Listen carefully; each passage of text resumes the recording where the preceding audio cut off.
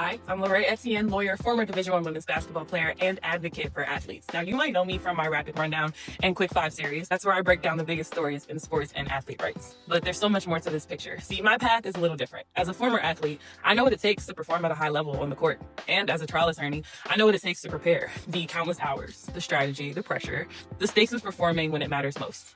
Everything that I learned while being an athlete. And that is the perspective that I bring into these conversations. Too often, women's basketball doesn't get the research, the depth, coverage, or respect that it deserves. A lot of the discourse that we see on social media is dominated by people, often men who don't even watch, who speak with authority, but bring little analysis, little appreciation for the craft, and sometimes just an underlying disdain for women's sports as a whole.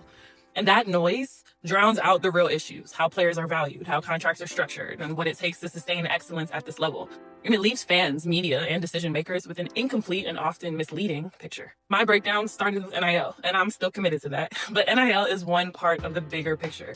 The overarching theme of what I do is athlete advocacy, whether it's NIL, CBA negotiations, or the way leagues structure opportunities for players. My goal is to bring facts, legal, and economic context, along with the athlete's perspective, back into the conversation. This isn't about hot takes. It's about equity, advocacy, and giving women's basketball the respect and analysis that it's earned. So, as I dive into the WNBA's collective bargaining negotiations, I hope that you'll follow along. I'll give you the legal breakdowns, the economic facts, and the athlete-centered perspective that too often gets left out of the conversation. So subscribe, share, join the conversation, because this isn't just about basketball. It's about fairness, opportunity, and the future of the game.